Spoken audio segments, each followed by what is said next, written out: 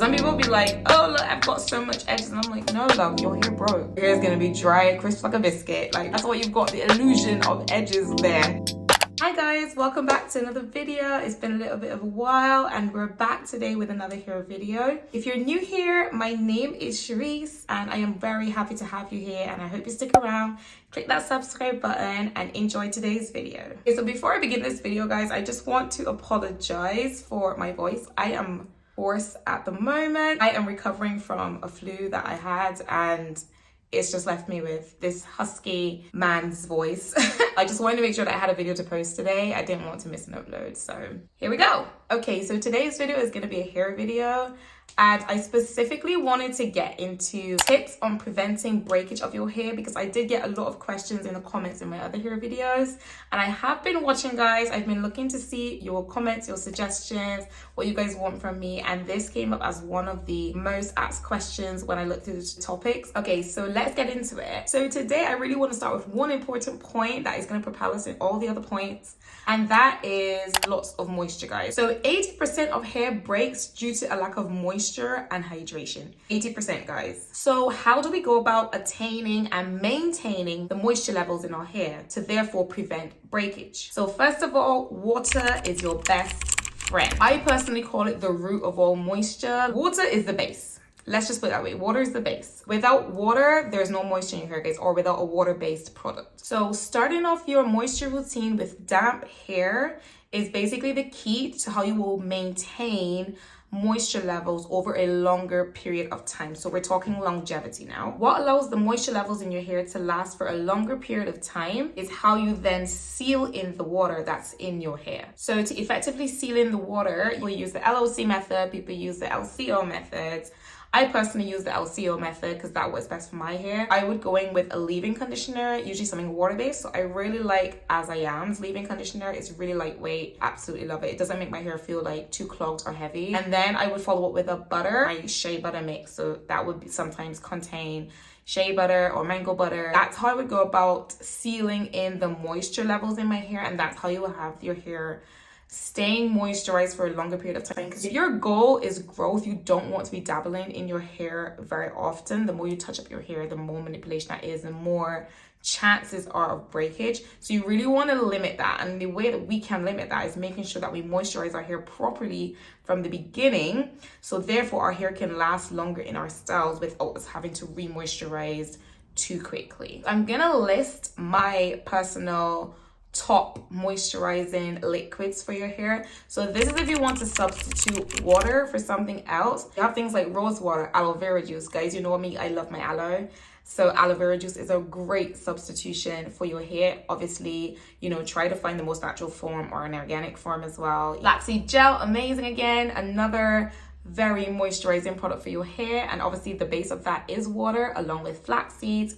Cannot go wrong with this, guys. If you want to do your twists, flaxseed gel is absolutely amazing in terms of maintaining moisture levels for a very long period of time. You also have things that contain sodium hyaluronic. You guys would know hyaluronic acid, a moisture magnet to your hair, great option as well. Glycerin, I love me some glycerin. You do have to be careful with glycerin though, guys, because you know you have to make sure you add a certain percentage. I'm pretty sure it's 10% of whatever your base is, because if you don't, depending on the climate in which you live, it can end up causing your hair to be quite frizzy, as it can cause the moisture to actually leave your hair if you're in colder climates. So just go a little bit easy, or just be very careful when you are adding glycerin to your products. But once you add it properly, great moisturization product for your hair. And lastly, we have slippery elm. Can't go wrong with slippery elm. Slippery elm sucks up that water. Another great one as well, guys. So any of these will be great in terms of having a base on your hair, or just having moisture going into your hair, and then you just go in and seal it. Always remember to seal, because if you don't seal your hair with an oil or butter, the moisture levels, like, they're gonna leave your hair, guys. Your hair is gonna be dry, crisp like a biscuit. Like, we don't want that. So just make sure that you're sealing in your hair with either an oil or a butter. So guys, now what about that 20% that we didn't talk about with the 80%? We said 80% of hair breakage is from moisture, but what about the other 20%? So the other 20% brings me to my next point, because that's actually a lack of proteins in your hair. So guys, picture protein as the backbone of your hair. We as human beings, we have bones, a skeletal system. And without that skeletal system, we wouldn't be able to be erect. We would be probably a blob on the floor. So we just be a blob, and our hair is exactly the same. If you are doing all the necessary steps that you should be doing where moisture is concerned in your hair and you're still seeing breakage, that is attributed to a lack of protein. Another way you can distinguish if your hair needs protein, if you're not sure, your hair has that mushy feeling. And mushy, guys, is the only way that I can explain how your hair feels, because it literally just feels like a big ball of mush. It doesn't like to cooperate. It doesn't easily go into styles. If you're combing your hair, after having a shower and you're trying to even plait it, the hair is difficult. It's very mushy. It wants to do this, like this, mush. It doesn't want to style. It doesn't want to stay in styles. It doesn't want to just cooperate, elongate as you're combing. It's just mushy. So that would be your sign now to increase protein treatments in your hair. When it comes to choosing a great protein treatment, you have many options. You can use your more natural at-home recipes with things like coconut milk, yogurt, avocados, are just a few that I can name off the top of my head that are really great for protein. Or you can go for your more store-bought products. So you have things like Olaplex. They've got a great bond maintenance treatment, which is great for replenishing the protein in your hair. You've also got Avocado. Their two-step protein treatment is very, very popular on the market. Then you have things like Mayo, which is quite new to the market, but I've heard great things about this mask as well. And also Curlsmith. They have a Bond Curl hair mask, which is great, guys. I haven't personally used it because I'm having problems accessing it here in Barbados, where I am right now, but it is a great product. I've heard great things from friends as well, and I am looking forward to trying it soon. So when I do that, I'll let you guys know. Now, I personally love to make my natural protein treatment because I love the ability to be able to customize my treatment to what I know my hair not only likes, but what I know that my hair needs at the time. So when you're making your protein treatment, you pack in your protein, but then your hair for that specific day might be feeling a tad bit of moisture. You can add things for that. You can add some humectants, some honey. Your scalp might want a little extra treatment, so you can add some oils for that. So that's where I'm talking about, where you have a little bit more flexibility with your products. Obviously, you can do this as well with your store-bought products. Adding things like honey and stuff to them, that's fine. I can't really get into like the stability of the product and what it will mix as well, because I am not a chemist. But I will say, when you're making your natural products, you have the ability to leverage what you want to put in, and you know how it will mix, or what mixes together and what doesn't. If you haven't seen my avocado and egg protein treatment, I will put it here so that you guys can check it out. Great protein treatment. Absolutely love it each and every time. Okay, guys, so next we move on to another popular tip for preventing breakage. And guys, that is the ever faithful protective styling. The easiest way to not have breakage of your hair is to not touch it. In this video, I do want to get into tips to prevent breakage when your hair is out, because obviously that is more important. I do want to reiterate that you can avoid breakage completely by just simply putting your hair away in a protective style. It is honestly the most foolproof way to prevent breakage, because if you're not manipulating your hair or not touching your hair, then you're automatically not giving your hair a chance to break. And guys, that brings me to my next point.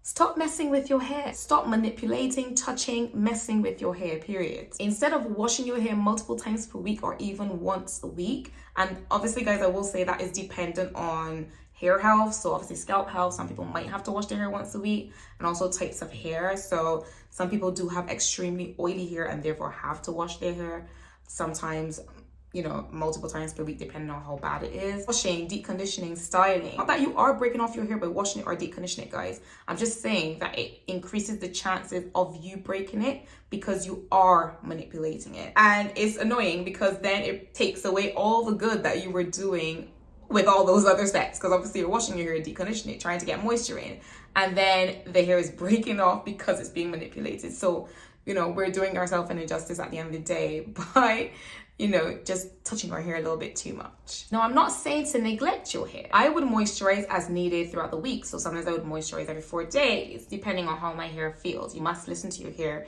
You must read your hair as well. Understand what it wants and then be able to service it as it needs. But don't overdo. Doing less things to my hair, even if there are good things, considerably increases the amount of length I'm able to retain. And therefore, your hair will grow. Okay, guys, so my next point is for the persons who love a slick back sleek bun or a sleek ponytail style. And whether it's up high, in the middle, down low, you guys love a ponytail or a bun. And I can't lie, because I love it too. It is honestly the easiest style to do for several reasons. When you don't know what to do your hair, when you've done a style and the style is just not cooperating, if you've done a twist out and your hair just looks horrible, you can easily bun it. If your hair is due for wash day, that's my go-to. If your hair is due for wash day, that's the easiest style in the book to go to when you really have to go out and you don't know what to do with your hair and you don't have time to wash your hair. But my point with this, guys, I want you to avoid styling your ponytails or your buns in the same position. We all know we love a position with our hair, guys. When I do my bun personally, I love a low bun, sometimes to the sides, just depends on the style that I'm going for that day, but it's always low. I never have a bun in the middle, I never have a top bun. I just don't really do that much. With ponytails and buns, when you're tying them repeatedly in the same position, it creates increased tugging and pulling on the hair strands in that area, which will eventually lead to your hair popping off or breaking. It is important to change the positioning of your hairstyle, but most importantly, guys, please do not tie it too tight. Guys, I've been seeing some ponytails done where, you know, it's like, is she gonna pull out her brain along with the you know, tying back that bun? You know, just go easy on your hair. If you're feeling like the scrunchie is struggling to go another turn, guys, just leave it as it is. I know it may not be as tight. That's why we have cute hair clips now and cute hairpins, guys. We don't need to suffer anymore, you know? Like, we don't need to suffer and pull out our hair anymore. Don't do like, I mean, you be like this, hand trembling, trying to turn this hair tie to get your hair in. To get your hair in one more time, just so it's like, guys, we don't need to do that anymore. That is pulling out your hair. If you leave that bun in for an entire day or you leave that bun in for several days, your hair is in that style for that amount of time, pulling for that amount of time. Eventually it breaks. After a while, you realize like, oh, how come the hair at the front or the top is a lot shorter? You're slowly ripping your hair out over time. And now that brings me to my next point. All interrelated, you guys see that? That brings me to my next point, and that is changing up the positioning of your part. I love to part my hair at the left side. That's just me. I just always go to that side. And that's also my side when I'm taking pictures. However, continuously manipulating your hair in the same positions will unfortunately eventually lead to breaking along the parts of that hair. But most importantly, breakage and weakening around the more fragile areas, so more around the hairline and your edges. That's where you'll start to see breaking first, and you'll realize like the hair at the front is a lot shorter, especially if I'm going to be manipulating the edges of my hair with quite harsh products. Let's be honest, guys, Aloe got to be, it's quite harsh for our hair, like, let's be honest, it is. You know, it is quite mucky, and in being mucky, it can cause your hair to pull out if you're not careful in trying to get it out of your hair. Because some people be like, oh look, I've got so much edges, and I'm like, no love, your hair broke. Like, that's that's why you've got the illusion of edges there. So guys, change up your parts. Try a side part, maybe try the other side part. I know it might not be the side you want, but guys, we don't want to lose our hair in the process of that picture. If you know you're not going to be taking pictures and you have a side part, do it on the side that, you know, you might not necessarily be your great side for that particular day, so that when you are going out, you can put it on the side that you would like. Try to do middle parts. I know not everyone loves the middle part. Sometimes some people just prefer side part, and that's just the way it is. I personally prefer side part, so I understand. But try to just switch it up, guys. Switch it up. Or sometimes, you know, don't put a part. Just leave your hair be. Let it free flow, I call it. Even the same bun style, I would just do a simple sleeked back bun instead of adding a part to it. So that's an option as well. But I just want to say to consistently switch it up. So just try to avoid doing the same positioning, the same parting each and every time that you wear a particular hairstyle. Okay guys, and that brings me to the end of my video.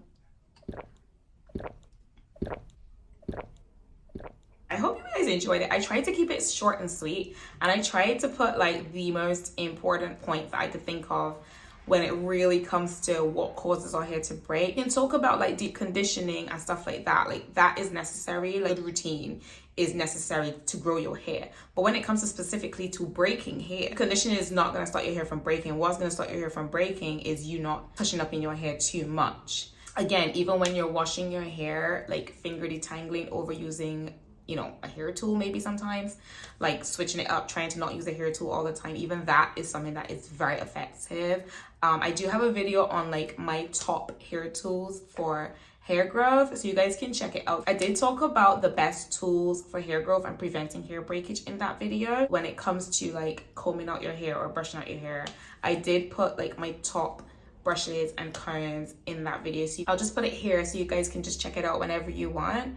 But I just want to say, you know, don't touch too much. Every time you touch, just think of it as every time you touch, that's an increased chance of your hair popping, snagging, just ultimately breaking. Listen to your hair, make sure you're checking, what is my hair needing? Is my hair needing protein? Is it needing moisture? If you guys would like a video on how I do that, like how do I know when my hair wants protein, like the signs for when your hair wants protein or the signs when your hair wants moisture, how to read your hair or listen to your hair, let me know in the comments if you guys be interested in that, because I can share that as well. I can break them down both in separate videos for you. That would not be a problem. I'd be happy to do that. And guys, I just want to say thank you guys for rocking with me so far on my little channel here. I really do appreciate it. If you haven't subscribed already, feel free to subscribe. Everyone is welcome.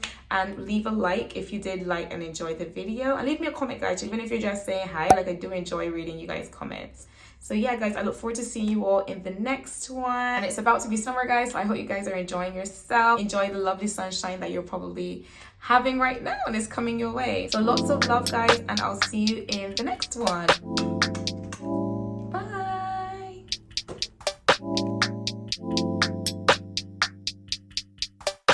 Yeah. I've been waiting for my whole life for serenity. Think I need a soul tie for some minutes.